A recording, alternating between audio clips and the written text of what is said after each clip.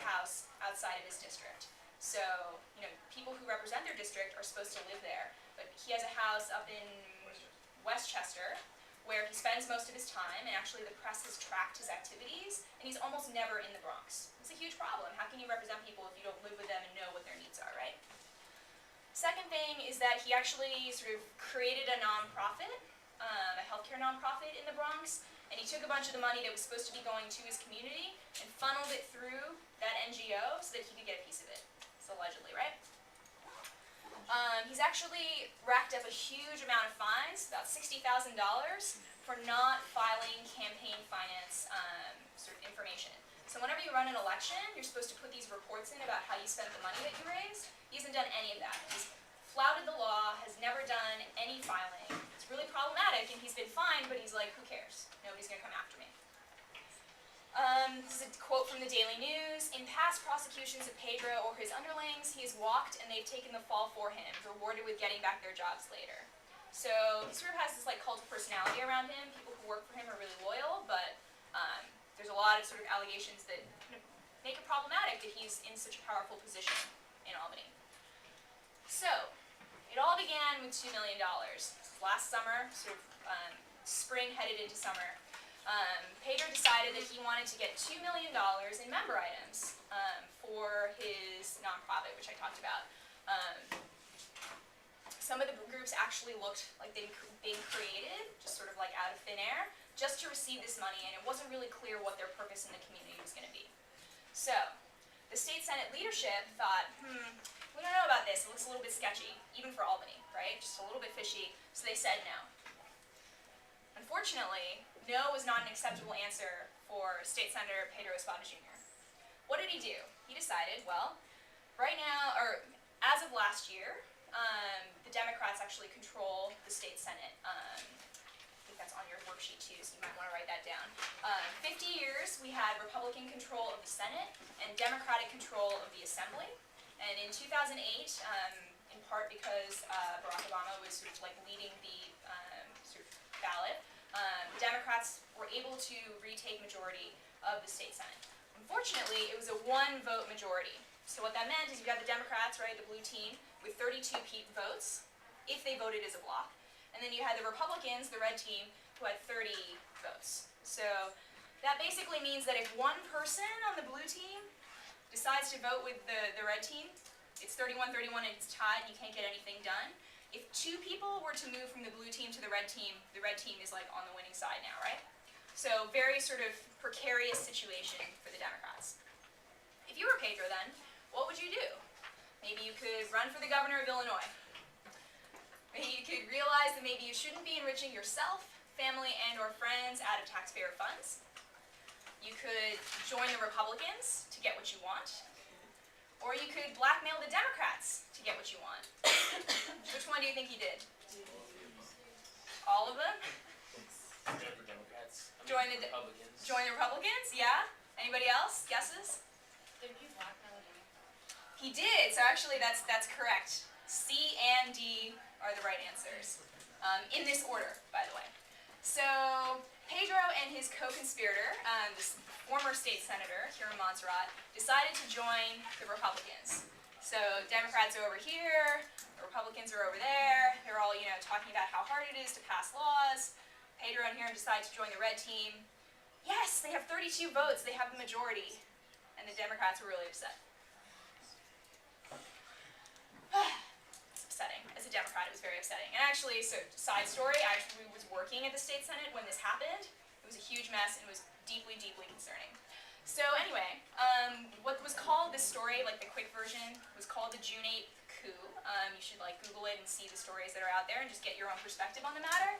But basically what happened is that the legislature shut down for 6 weeks. So if you guys watched any of the coverage of what happened, you had the state senate floor, you had the Democrats doing one thing, you had Republicans doing another thing, they were shouting over each other. It was a huge mess, very unprofessional, and nothing was getting done for New Yorkers. Huge problem.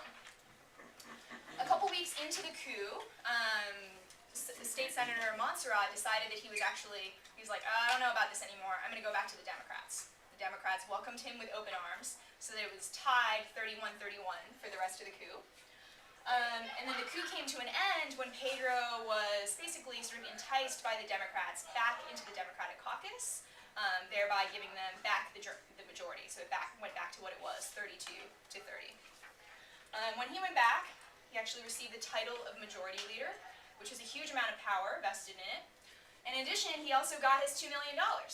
So, like, what's the lesson, right? The lesson is, if I want $2 million, I should go blackmail people, and I should go join the other team, and then wait for people to give me my money, and then come back to the party. Not a good story, not ethical behavior. So, our favorite Senate coup moment is just like a side story, was when Pedro decided that he had entitled himself majority leader of the state Senate, and he thought instead of getting one vote as the majority leader, he should get 2 votes. One as the majority leader and one as a sitting state senator. Kind of like, how can a person have 2 votes? He decided he wanted it, and this was what came out on the internet as a result. Lolcats, anyone? Anyone? Alright. Cool. So the sad thing is that it's not just Pedro who does this kind of behavior. He's just the poster child, in our opinion, of the corruption problem in New York. We've got Assemblyman Brian McLaughlin. He got 10 years in prison for embezzlement, fraud, and taking bribes. He also stole from a little league in Queens. I mean, it's like, how low can you go, right? It's really bad. Assemblywoman Diane Gordon, she's sort of awaiting the final number, but she's going to get 2 to 6 years in prison for demanding a developer build her a house in exchange for government land. And then State Senator Joe Bruno, he's facing up to 20 years in prison for conviction on 2 federal felony corruption charges. This guy was the majority leader for 2 decades or something, so he's really powerful, and, did a lot of bad things. He's getting 20 years. And there's more. There's more, right? State Senator here in Montserrat, I don't know if you guys heard about this, he took a broken bottle and slashed his girlfriend's face. It was really awful domestic violence video about it. He got expelled from the Senate by his colleagues after that. The same ones who, welcomed him with open arms during the coup last summer. So it's a lot of hypocrisy going on here, both Republicans and Democrats. We've also got Councilman Larry Seabrook. He was indicted in 2010 on 13 counts of extortion and fraud, and he's now famous for his $177 bagel and coffee receipt.